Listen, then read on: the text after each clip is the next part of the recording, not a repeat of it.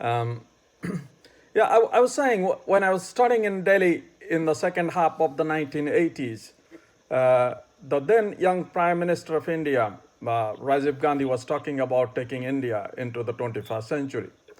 It was a difficult time then, uh, because that time the Prime Minister Indira Gandhi had been assassinated. Of course, the problems had taken place large-scale Sikh killing had taken place in Delhi. Violent internal conflicts were going on in Punjab, Kashmir, Northeast.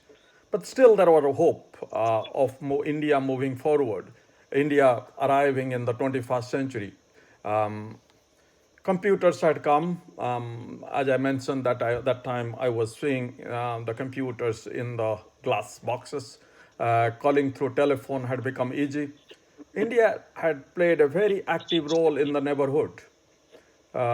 We intervened in Sri Lanka. We intervened in Maldives. Of course, Sri Lanka was a disaster, but in that time we didn't know. However, by the end of the 1980s, India was back to hard times again. Bofors scandal came up, Mandal agitation, which led to, particularly as a student, a very deep scar in early 1990s, when I left India to come to Europe for my postdoctoral work. India was passing through a serious economic crisis. Country was forced to borrow heavily from the International Monetary Fund in the face of a difficult balance of payment position. Political crisis was also going on. It was usual then to be asked, even when you speak to the senior European academics about why, they usually ask why a poor country like India is spending so much money in space research or nuclear weapons. Many of the discussions, or most of the time in any social or academic gatherings in the West, more often used to be on poverty and underdevelopment in India. It was a difficult time for a young Indian to be living in the West at that time. However, with the arrival of the 21st century, India became one of the fastest growing economies of the world and consistently received good press coverage in the West. Uh, the journals like Time, Newsweek, Foreign Affairs, Economist, they all brought special issues on India highlighting its economic achievements. Questions and discussions on India's poverty and infrastructural backwardness started to disappear from the public mind in the West. People started talking about an emerging India, no more fun about India's rate of fun, no one is making fun about India's Hindu rate of growth, so the so-called Hindu rate of growth which India was having in the post-independence era. Though in the 1990s, the discussions on India were primarily on acute poverty, however, there was high appreciation by the rest of the world of its democratic character, secular values, and scientific temper. India was being applauded for maturing as a democracy in spite of having a low income economy and a huge ethnic and religious diversity. Country's commitment to secularism had also absolutely fascinated the rest of the world. Invariably, there was a respect for India's scientific progress, its education standards, and its scientists. However, in recent years, India's international image on all these three accounts, which I mentioned on the democracy, secularism, and following the scientific temper, has been seriously dented.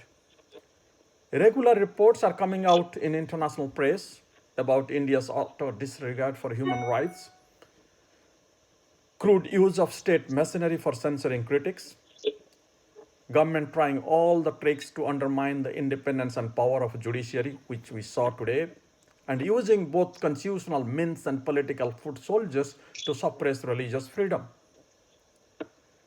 From the rise in cow-related violence to anti-Romeo police squads are being seen as anti-democratic development within India.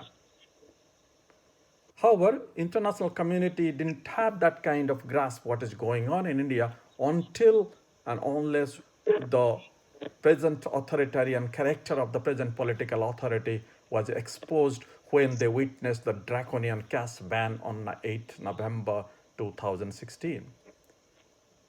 For the West, it was simply unfathomable to outside world how in a democratically elected leader or government can take a unilateral decision on such a matter of huge importance and cause immense hardship and terrible pain to millions of its people. India turned 70 few months back. We celebrated 70th Independence Day. But the time is now for the celebration of the seventh, not to celebrate the seventh decades of the independence and unitary existence of the country, but for serious introspection.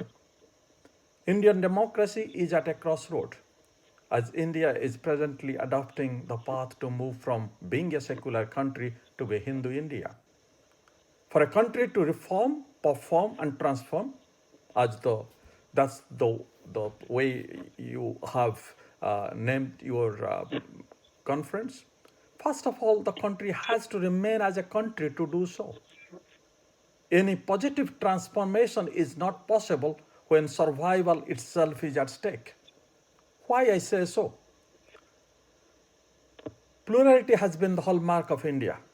This is the land of bewildering diversity. India is home to many ethnic groups with distinct religious, language, and cultural identities. Indian system, with its democratic character, has managed to maintain this diversity for the last 7 decades. And it provided the space for each group to compete and cooperate. The democratic pluralism in India has given all socio-religious groups a place at power table. And with that, most importantly, maintaining the unity and integrity of this vast, great country. Survival of India is a state and as a democracy has been due to the nature of the Indian state in post-independence period for its willingness to bargain and accommodate various group interests. This bargaining and willingness to accommodate has been seen as the key in maintaining the democratic system, despite the deep religious and ethnic division in the society. Some people have been advocating for some time for a strong leader, and unilateral decision making is needed for rapid economic development in India. That is simply nonsense. India doesn't have to sacrifice its democratic fabric to economically develop. There is no clear consensus on the causal relationship with democracy and economic development. It's still a puzzle whether economic development comes before democratization or democratization comes before development. Some argue that the economic growth leads to democracy, while others might suggest that democratic system is more conducive to economic growth. There are several examples of poor, impoverished countries experience significant and rapid economic growth under undemocratic regimes. As you have seen, particularly Chile, Singapore, Taiwan, Malaysia, Thailand, South Korea, and in these days, China and Russia. These regimes are undemocratic, but they are experiencing rapid economic development. But there are also many anti-development autocrats who have brought economic miseries to their people. We have seen what happened in Congo under Mobutu. We have seen just in Zimbabwe what happened under Mugabe. We are seeing in North Korea what happened under grandfather, father, and son, grandson Kim's, and the Philippines under Marcos. Many rich countries are developed democracies like US, Canada, UK, many other European countries. At the same time, there are a number of democratically elected regimes in the world which have become restraining factors in their respective countries' economic development. Some of the democracies which have suffered from irresponsible macroeconomic problems. Name few: Colombia, Sri Lanka, Indonesia. Let me tell you, in the 1960s, Sri Lanka and Singapore had the same per capita income. And look at where is Sri Lanka now and where is Singapore has reached. But that doesn't mean that the Sri Lankan's democracy is at fault or Singapore's authoritarian regime has to take all the credit. So it may be safe, as I have given you all these examples, to argue that neither democracy nor dictatorship is a necessary condition for economic growth. So for faster economic development, India doesn't need a strong authoritarian leadership, as we have noticed in the last 2 decades. In the last 2 decades, we didn't have a strong authoritarian leadership, but India's economic progress was one of the best in the world. Economic growth is possible under a noisy, constitutional, coalitional, democratic leadership that we have seen in the last 2 decades. But if we move from the democratic leadership to undemocratic leadership, India will have difficulty to remain as a country, because India, as a country, to survive, needs democracy and power sharing. Before, India used to be a surprise for theorists of democracy.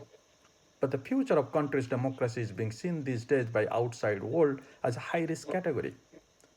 These days, it has become almost a cottage industry for political commentators to compare the state of democracy and Hindu nationalism, growing Hindu nationalism in India, with the growing authoritarianism and Muslim nationalism in Turkey. India is not considered anymore in the West as a democratic success story, but a country is being seen by the outside world at serious risk of destroying its 7 decades-old democracy project. Discussion is not anymore how India has managed to remain as a democracy, but how India democracy can be deceived, India itself can deceive to destroy its own democracy. India in recent months is witnessing utter disregard for human rights, crude use of state mercenary to manipulate election results, and to censor critics, trying all the tricks to undermine the independence and power of judiciary and other critical institutions, using both constitutional means and party cadres to suppress religious freedom. And being academic, we should be worried about academic freedom. Freedom has been seriously curtailed. Student activism is brutally suppressed. History books are being rewritten. Voodoo science is being promoted. Highly incompetent Hindu right-wing sympathizers have been recruited into run top educational and constitutional institutions of the country. More than 20,000 civil society groups, NGOs, have been denied from receiving international funding support. To negate the apprehension of India adopting a non-democratic route, the usual argument by the supporters of the regime is India is a democracy and the present government has come to power through one of the largest democratic exercises in history, that's called election. However, the open manipulation of its election results in various state elections, and even the blatant use of state machinery and money power in elections clearly show the present regime's disdain even for the basic etiquette of a democracy. As students, we should not forget that Plato had once said, dictatorship naturally arises out of democracy. So those who are saying that because of election, the person or the government has come to power of the election, that there will be no, this is not a dictatorship will not take place, they are wrong. It's no brainer to see an elected leader can be very well become a despot, even if he or she has come to power through election. In some cases, autocrats come to power or capture power through violent means, but it's also very much possible an elected government can evolve to be a dictatorial, depending upon the person in charge and the quality of opposition it has. And we know what kind of quality of opposition we have. List of regularly elected dictatorship is very long, including, as we have seen recently ousted Mugabe, still in power Erdogan in Turkey, Putin in Russia. They have been all elected in elections. In a divided society like India, with unusually high aspiration, can fail to discipline its appetite for the sake of common good, and thus some electoral outcomes can be quite problematic. What does it mean by dictatorship? Dictatorship simply implies that when the government rests on a single person, a regime, whether democratic or dictatorial, can surely make good or bad decisions. I'm not saying that democracy makes always good decisions. Dictatorship can always make bad decisions. But However, when an autocrat takes a decision, it might be look bold and efficient, but it lacks checks and balances and suffers from the absence of a safety net. A government, as we have increasingly witnessing in India, when becomes dependent on the wise choice of a sole individual to mirror the interest of the whole country, becomes a dangerous proposition. This is not only happening in India. Since 1970s, the world has witnessed the third wave of democratization. The collapse of Soviet Union had led many of us to believe that democracy has become only game in town.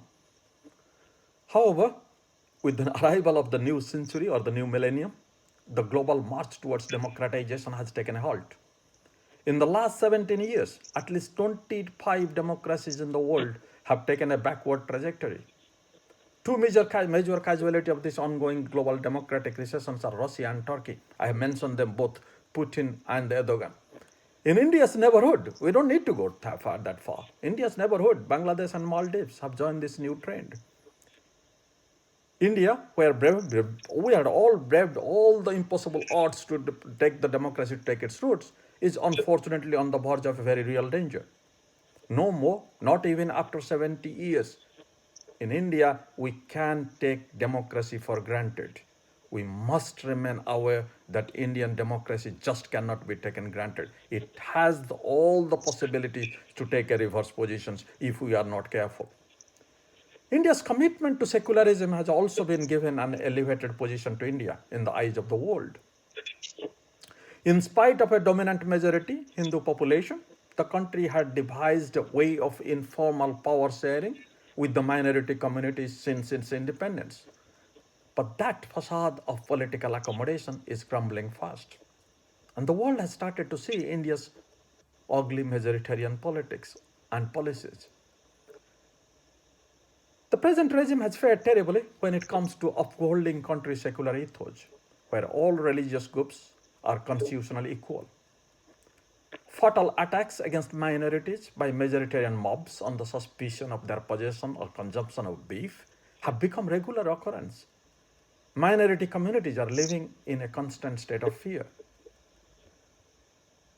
In 2017, an analysis of 198 countries by the Pew Research Center in the United States finds India is the fourth worst country in the world of religious intolerance and violence.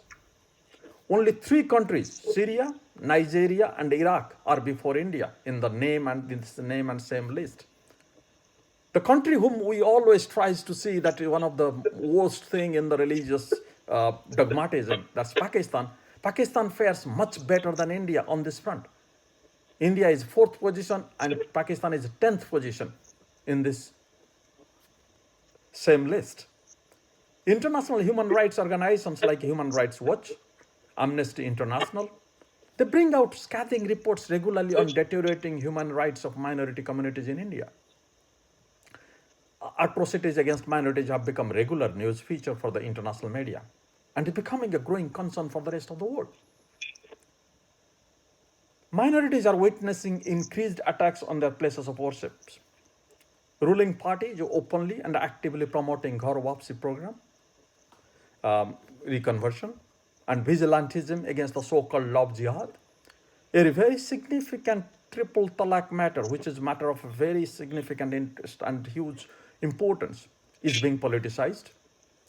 Most of the North Indian states, there have been increasing incidents of violence involving Gau Rakshaks, the cow vigilantes.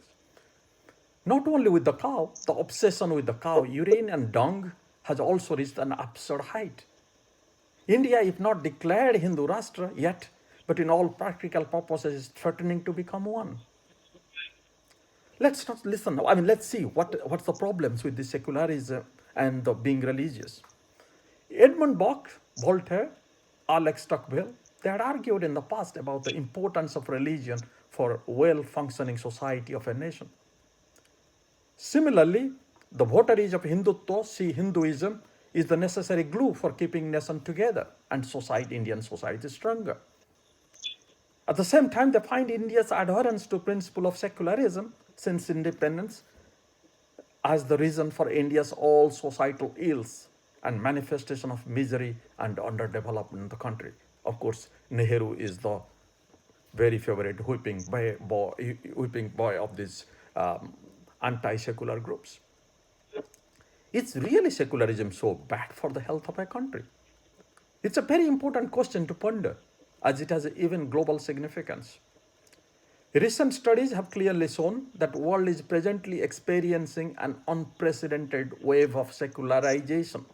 While democracy is going down, but secularism is going up, and religion is in decline. There are more secular societies in the world now than the religious ones. Even in Asian countries, forget about the non-religious West, what they used to say, but in the Asian countries like Japan, religion is declining. In Japan, while 80% while 80% population consider themselves secular, in China the number is higher than 50%. The increasing secularization of society is not weakening the societies or breaking up the nation.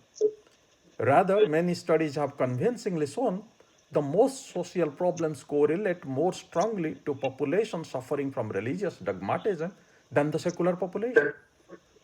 Moreover, religious societies not only experience more population growth, as studies have found out, blindly religious children are also meaner compared to the children from the secular households, as their exclusive religious belief is a negative influence on being kind towards others. As a report by the Organization of Economic and Cooperation and Development, that's called the OECD, in 2014 showed the top 5 countries with the highest quality of life in the world are the secular countries: Australia, Norway, Canada, Sweden, where I am speaking from now, and the United States. Forget about this. If you compare within the United States, the ultra-religious states like Mississippi, Arkansas, and Alabama are in the bottom of the quality of life index, while secular states like New Hampshire, Minnesota, and Vermont are on the top. So it's absolutely wrong to presume that a secular nation falls apart. On the other hand, it has a better possibility of being safe and healthy in 21st century. While all evidence shows that a society is more likely to be strong and a state is more likely to be developed by being secular rather than being religious, but in India, Hindutva forces are not only forcing India to discard its secular character, they also want to convert this multi-religious country to subscribe to one and only one religion. The religious zeal of these majoritarian forces is not only taking India away from its secular path, which developed and successful nations have adopted in recent decades. It is unfortunately pushing the country to be a Hindu theocracy. A theocratic India not only will make the leader of the country the chosen favorite god, Hindu god, what we have seen or we see quite often in the Middle East and Northern Africa, there on the prophet, but here it will be Hindu gods, endangering countries' struggling democracy. It will also put the freedom of religion of more than 20% of country's minority population under serious threat. The target of the Hindu chauvinism will not remain limited to Muslims only. History has shown, we have seen in Europe even, that withdrawal of religious freedom of one minority will lead to discrimination of other minority groups. So for a highly segmented country like India, the two major providers of nation stability are democracy and religious freedom. The very notion of a Hindu Rashtra is antithetical to these two key pillars of sustaining India's nationhood.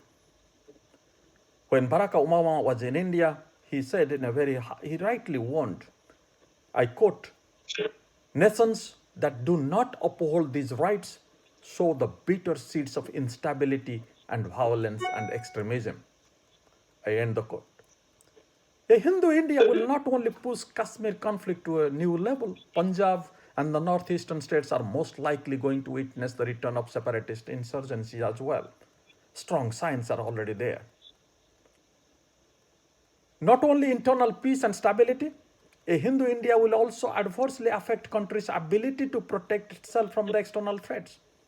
And we are seeing quite a lot from the external threats. No, it's not only Pakistan anymore. In China has also come up as a huge threat because of our messing up our foreign policy. But that part I'm not going right now. India's military is one of the most diverse and secular institutions in the country. Large number of minorities have served and are serving in secular India's armed forces admirably for decades. It will be stupidity to expect the similar commitment and sacrifice from them for the territorial integrity of a Hindu Rashtra. Not only in hard power, the conversion from secularism to theocracy will cost India its hard-earned soft power among the community of nations as well. Hindutva group's design of Hindu Rashtra is very likely to spiral out of control and threatens the actual fabric of the whole country. The actual transition of secular India to Hindu India remains fraught with high uncertainty and potential danger to unity and integrity of the country. India, it needs to, and particularly young people need to recognize this threat as soon as possible to survive the country. Not only India is losing fast its precious image of being a democratic and secular country, there have been also huge setbacks for India's international standing as a modern country, which promotes the spirit of scientific inquiry. And that should be the key, also very basic thing where as a student, as a researcher, we need to worry about. When the country's prime minister himself gives example of Karna and Ganesh to support the claim that cosmetic surgery and genetic science existed in India thousands of years back, how we really realize that country is pursuing scientific inquiry. The present government's open patronage to the so-called Vedic science has raised serious controversies among the scientists within the country. On this front, one more than anything else, the government's obsessions with, I bring back again, cow urine and dung has bamboozled the whole science community and brought global ridicule. Reports in the foreign press of many Indians drinking cow urine have reinforced the image of India is not yet free from ancient, aggressive mindset. Pseudoscience in Vedic garb promotes Hindu nationalist agenda at home. It is good for politics, but creates serious question mark not only about India's commitment to scientific progress, but also the scientific temper of its scientists. The scientists have to have the scientific temper to be a scientist. Whatever the government's propaganda and the semi-controlled media tries to project, there is no doubt that the primitive majoritarian politics has seriously damaged India's global image. India's software standing, which had taken a leap forward in the last decades as a country of immense sectarian tolerance, political maturity, and economic opportunity, is eroding fast. India is increasingly becoming a subject of ridicule internationally. India has achieved a lot in the 70 years in pursuing democratic politics, secularism, and scientific temper. I have seen this country since mid-60s, growing up in a small village in Odisha.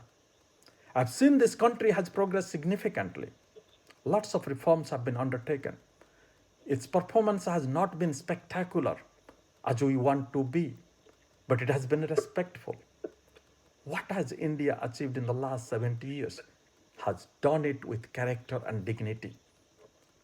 Just being impatient and blindly hoping for a miracle is not going to transform the country.